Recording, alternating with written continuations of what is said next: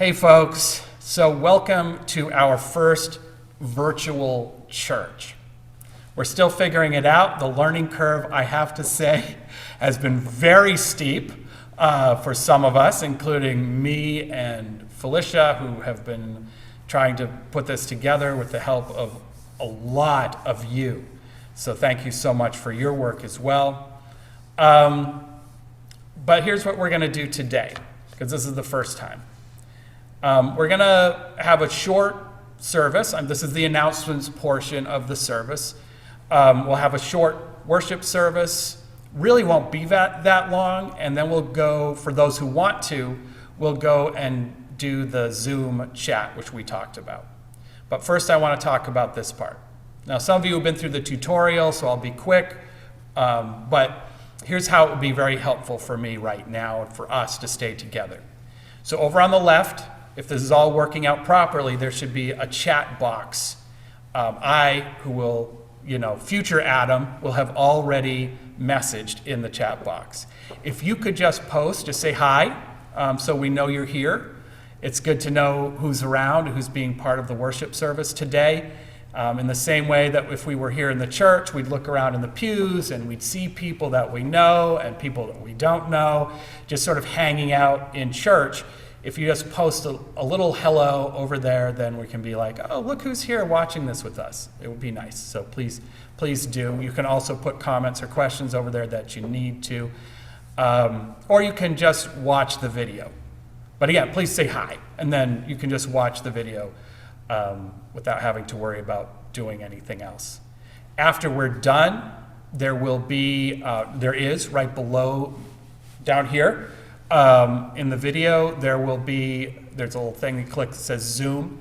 If you've downloaded the app, you should probably just be able to click that Zoom link and it will take you straight to virtual coffee hour.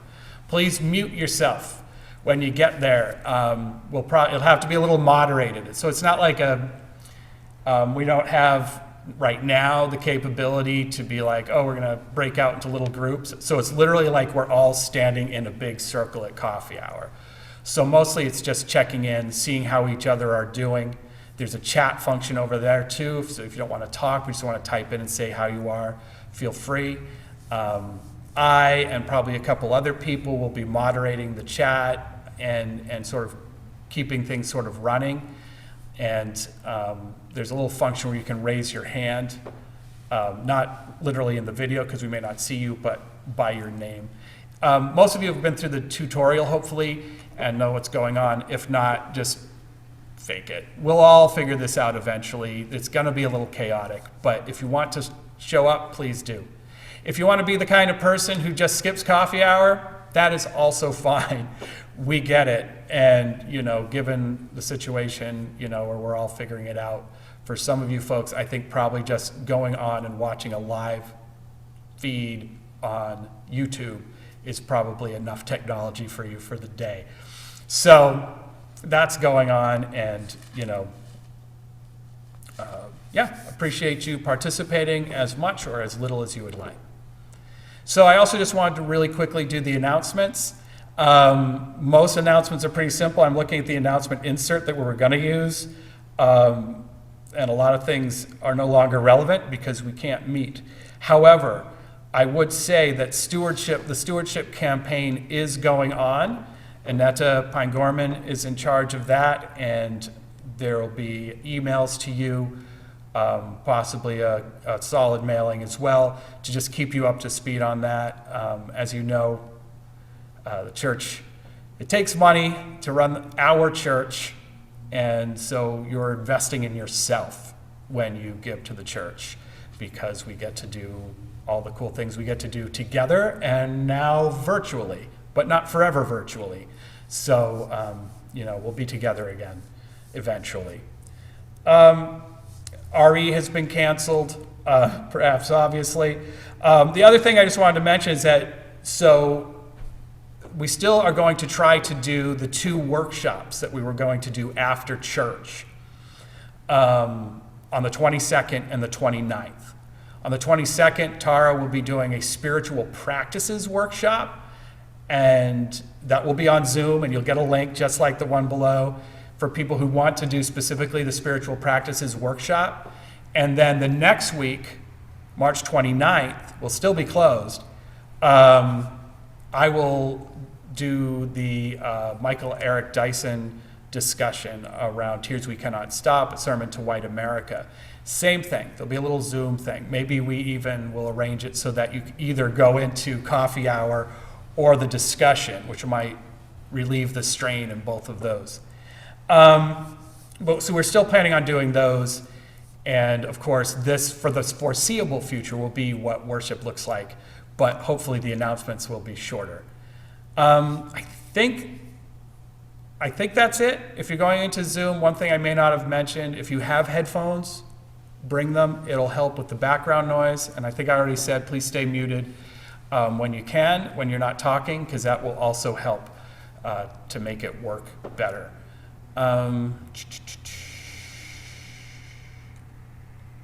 Yeah, I mean, that's it. If you have any ideas where the leadership is talking about a variety of ministries that we can do together apart, and you want to be part of those, please do check all your emails from the church.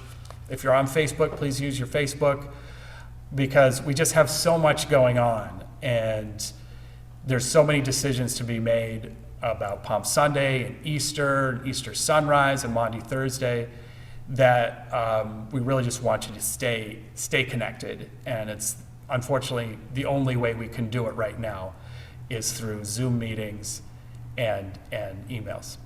Okay, one more thing. I'm sorry this is taking so long. I hope you guys are doing all right. One more thing.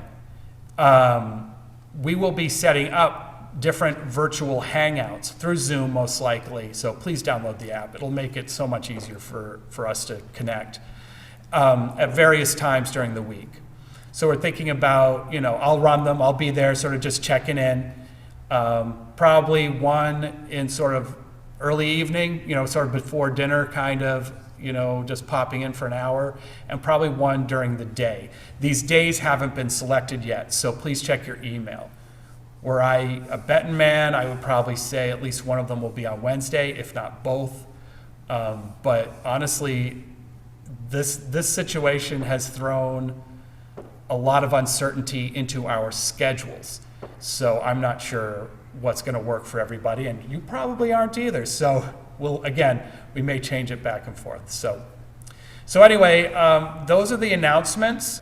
So today we are going to be thinking about and talking about the storms that we have in our lives. It seems to be a fairly fitting topic for what's going on right now. I mean, it's not a storm, actually, at least while I'm recording this, the view is lovely. It's a very pretty day. But, there's a lot of chaos and a lot of things that we've been thinking about that's made things a little difficult as of late. So let's think about the storms of our lives for a moment as we take a moment of silence together.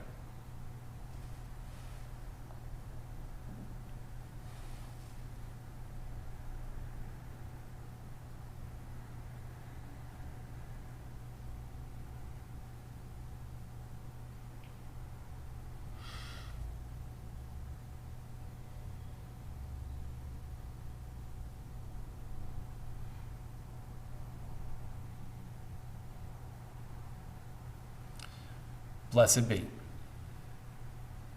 And now a reading from von Ogden Vogt. Von Ogden Vogt was a 20th century minister, and he sort of tried to bring the high church into Unitarian humanism. And when I went to seminary, he had, well after he had died, but before I went to seminary, he had built a small sort of mini cathedral. It looked like a French cathedral that had been shrunken down substantially to fit a much smaller congregation. And inside were all these icons of industry, right? He'd been around in I think it was the 30s and the 40s and the 50s, and the sort of optimistic sense of the country and where it's going, and the power of the human mind to alter the future of the world in positive ways. So you go around and look at the icons, and there are ones of sheaves of wheat, gears, compasses, cool tiles all the way around, where normally in another cathedral there would be saints. So it was an interesting place to be, and it was an interesting place to worship when I was in seminary. And actually, it is where I preached my first sermon, in a little side chapel that the seminary used for their Vespers services. So anyway, we're going to start with the reading from him, and then there'll be another little moment of silence so we can think about that, and then we will move on to the Bible reading. We are united in the efforts of faith. Faith in truth, in the growth of knowledge and understanding. Faith in love, in the labors and rewards of friendly living. Faith in people, in the power of the people to build an earthly commonwealth of freedom and of peace. Faith in life, the life of all things, that is the life of God, whose service is perfect freedom, whose presence is fullness of joy.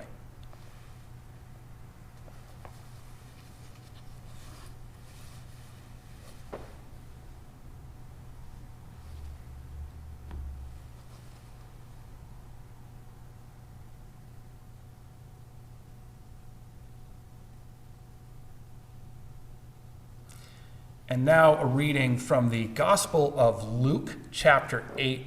We're starting around verse, let's start at verse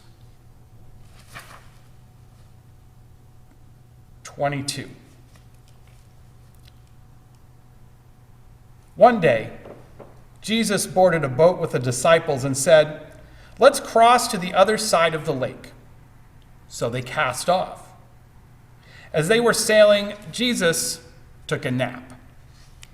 And soon a squall came down on the lake, and they began to take on water to a dangerous degree. They woke him and said, "Rabbi, Rabbi, we are sinking." Jesus got up and reprimanded the wind and the waves. Immediately the storm subsided and all was calm again. "Where is your faith?" he asked them. But they were both afraid and amazed. And they said to one another, "Who is this who gives orders to the wind and the waves, and they obey him?"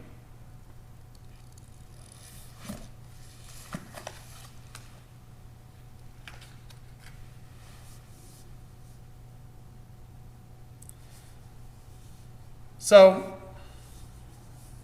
I've been thinking a lot actually about that passage. I wasn't supposed to preach this Sunday, as you may recall, so I had a time to sort of step out of that carefully planned sermon topic list that I made in the summer, and this is the passage that had come to mind.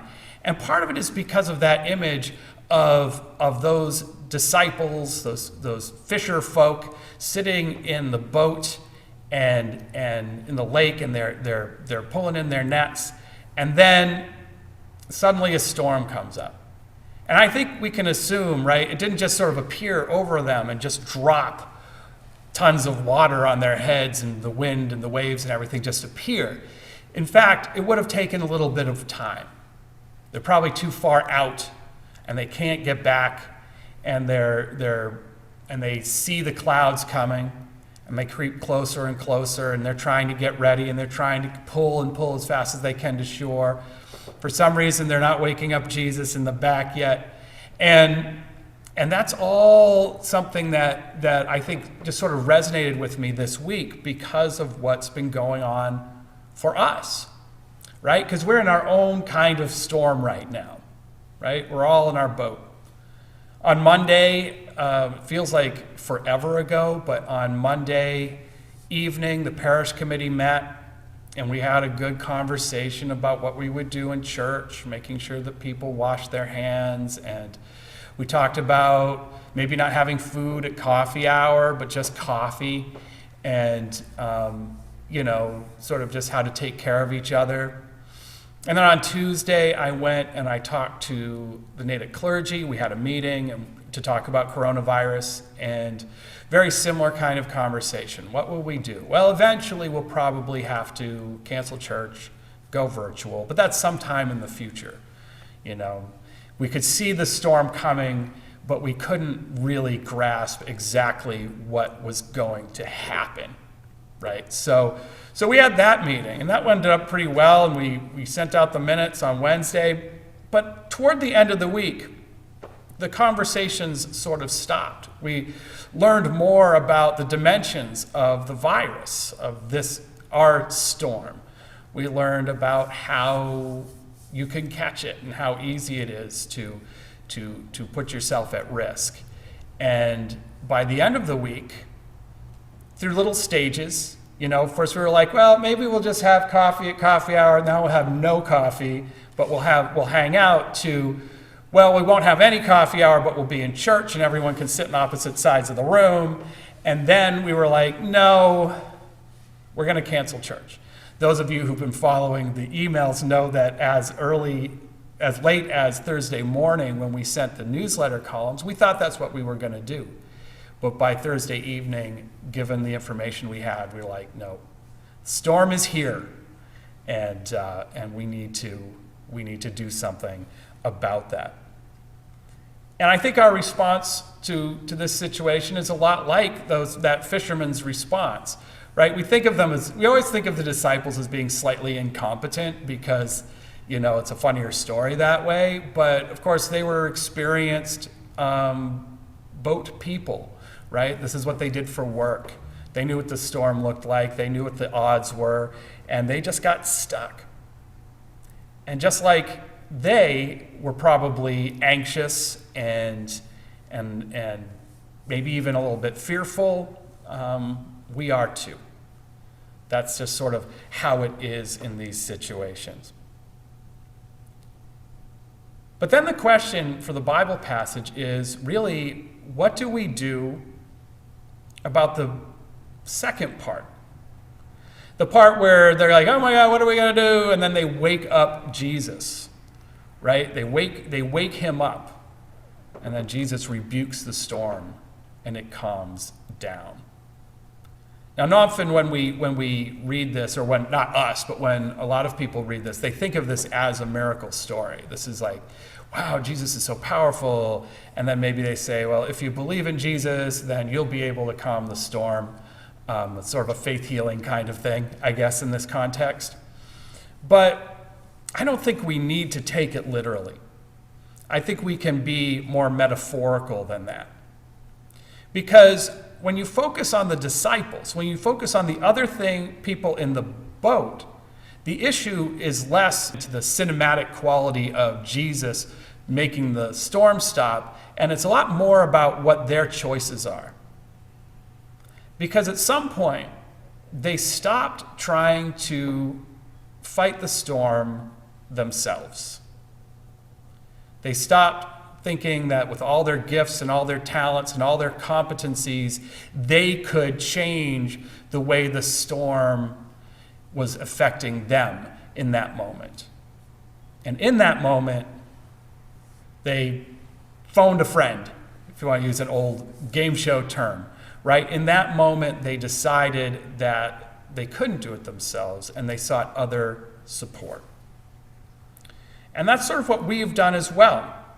The community has basically found ways, not just here at church, but elsewhere, to support each other in this weird way where supporting each other is actually not being near each other, which is counterintuitive and yet very important given the current situation. And we are all doing that as well in our own lives, in our personal quest for understanding about what is going on. Sometimes we don't even know we're doing it. Maybe we're not calling in on Jesus, right? Maybe that idea or that power that is supporting us is more abstract. Maybe it's God. Maybe it's just faith in an ideal. I think that's a lot of what's going on right now in the community, is people pulling together to stay apart because they believe in the power of our community to weather a storm. Or maybe it's just the support we receive and that we give to family and friends.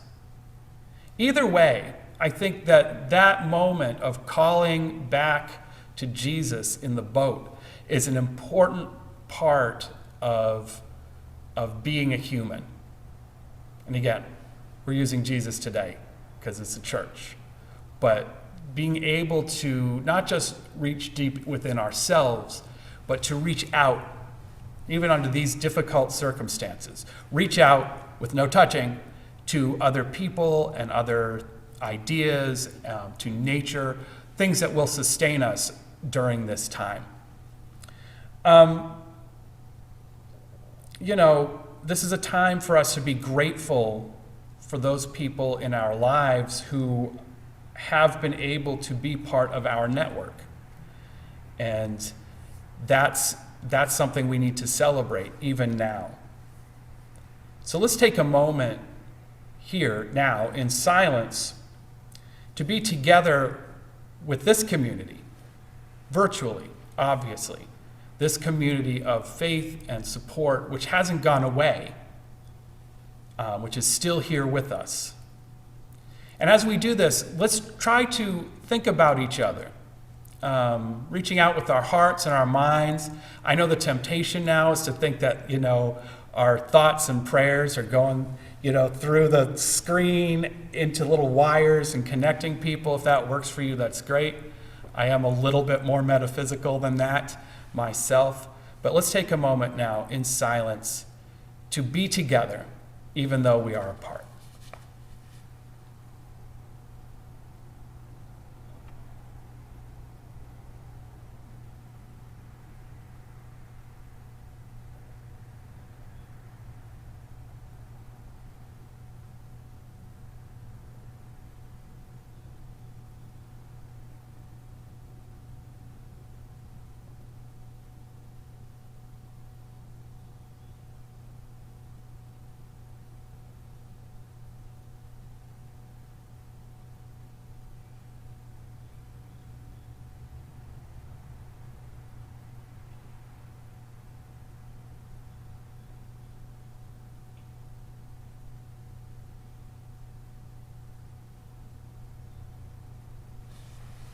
Blessed be.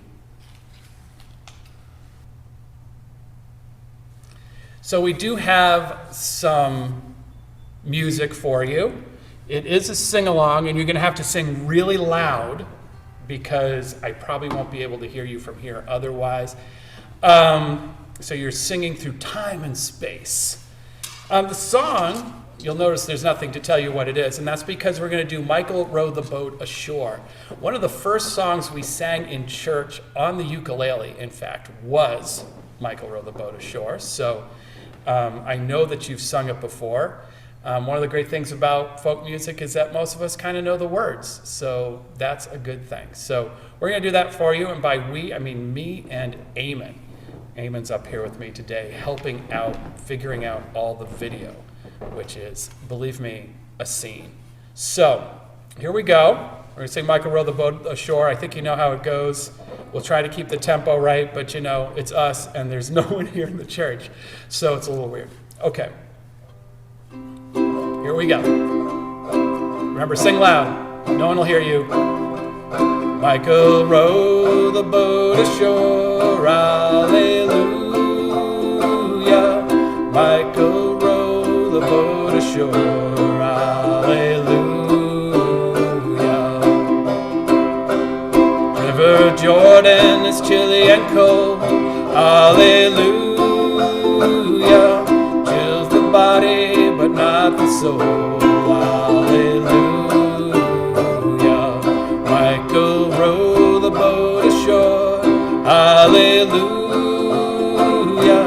Michael row the boat ashore, hallelujah. River Jordan is deep and wide, hallelujah. Milk and honey on the other side, hallelujah. Michael row the boat ashore, hallelujah. Michael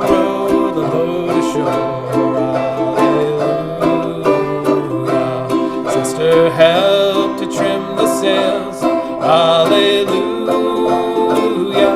Sister, help to trim the sails. Hallelujah.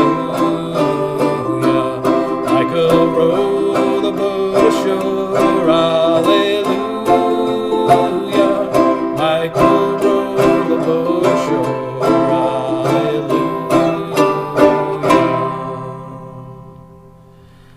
All right, thanks everybody. I realized there was just a little tempo thing at the beginning, but I think we did all right. Thank you very much, Eamon, for sitting in. So I have a closing prayer, which I'm going to grab here. And this is from Walt Whitman. Whoever you are the one for whom the earth is solid and liquid. You are the one for whom the sun and moon hang in the sky. For none more than you are the present and the past. For none more than you is immortality. So, I love you guys, and I hope you're all doing okay. Now, those of you who are going to coffee, virtual coffee hour, this is about the time that you can click that Zoom link, and I'll see you in a minute. See you soon. Bye. Okay, so thank you for coming to church.